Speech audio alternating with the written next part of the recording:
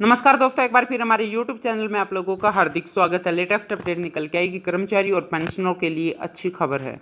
Supreme court ने दिया महत्वपूर्ण फैसला, करोड़ों कर्मचारी और पेंशनरों को मिलेगा लाभ। तो दोस्तों, किन कर्मचारियों को मिलेगा लाभ, उनके बारे में हम आपको सब डिटेल में बताएंगे। अगर आप हमारे चैनल पर फर्स्ट टाइम विजिट कर रहे हैं तो चैनल को लाइक कर दीजिए, सब्सक्राइब कर दीजिए, साथ ही साथ बेल आइकन को भी बजा दीजिए ताकि गवर्नमेंट या पेंशन से संबंधित जितने भी न्यूज आते हैं उनकी नोटिफिकेशन आप लोगों के पास तुरंत पहुंच के। तो करते हैं वीडियो को स्टार्ट बिना किसी देरी के।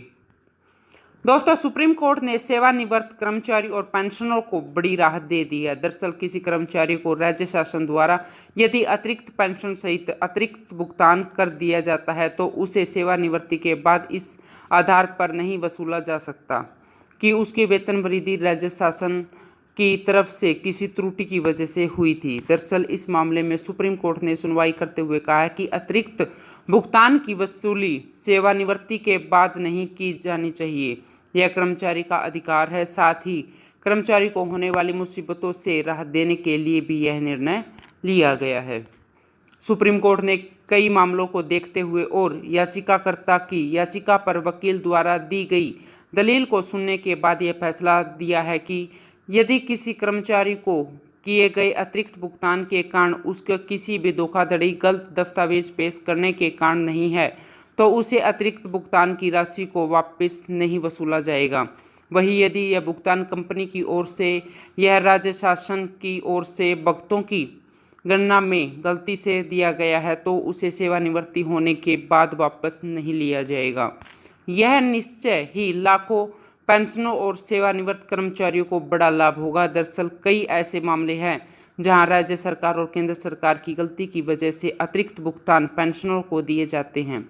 अब ऐसे में पेंशन की राशि पेंशनर से नहीं वसूली जाएगी। हालांकि यदि कर्मचारी की किसी गलती या धोखाधड़ी के मामले में अतिरिक्त भुगतान हुआ है तो ऐसे मामलों में राज्य सरकारों को और केंद्र सरकारों को वसूली का पूरा अधिकार है। दोस्तों, इस मामले में एक शिक्षक द्वारा उनके खिलाफ राज्य द्वारा शुरू की गई वसूली की कार्यवाही को चुनौती देने वाली एक रीट याचिका को खारिज करते हुए केरल के उच्च न्यायालय ने माना है कि सेवा लाभ प्रदान करते समय लंबित विभाग द्वारा की गई गलती को प्रस्तावित के माध्यम से सुधारा जा सकता है।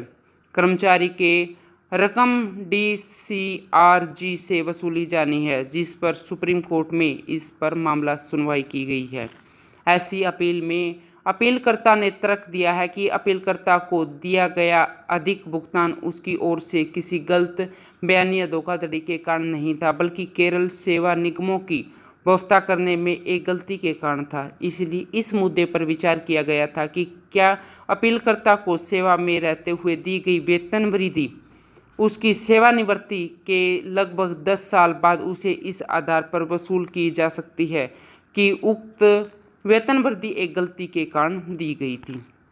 दोस्तों, एससी ने कहा है कि किसी कर्मचारी को अलाउंस का अधिकार भुगतान वसूली योग्य नहीं है। एससी ने कहा है कि वसूली के खिलाफ यह राहत कर्मचारी को किसी भी अधिकार के कारण नहीं दी जाएगी, बल्कि क्वांटिटी में न्यायिक विवेक का प्रयोग करते हुए न्यायमूर्ति एस अब्दुल नजीर और न्यायमूर्ति एस अब्दुल नजीर और विक्रम नाथ ने कर्मचारियों और पेंशनरों को इस कठिनाई से राहत प्रदान करने के लिए यह आदेश दिया जा रहा है कि जो वसूली का आदेश देने पर उन्हें नहीं हुई थी।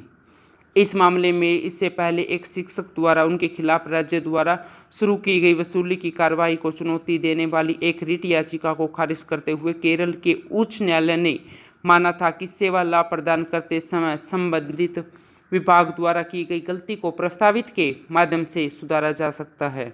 कर्मचारी के इस मामले में एक शिक्षक द्वारा उन्हें खिलाफ राज्य द्वारा शुरू की गई वसूली की कार्यवाही को चुनौती देने वाली एक रिट याचिका को खारिज करते हुए केरल के उच्च न्यायालय ने माना था कि सेवा लाभ प्रदान करते समय संबंधित विभाग द्वारा की गई गलती को प्रस्तावित के माध्यम से सुधारा जा सकता है।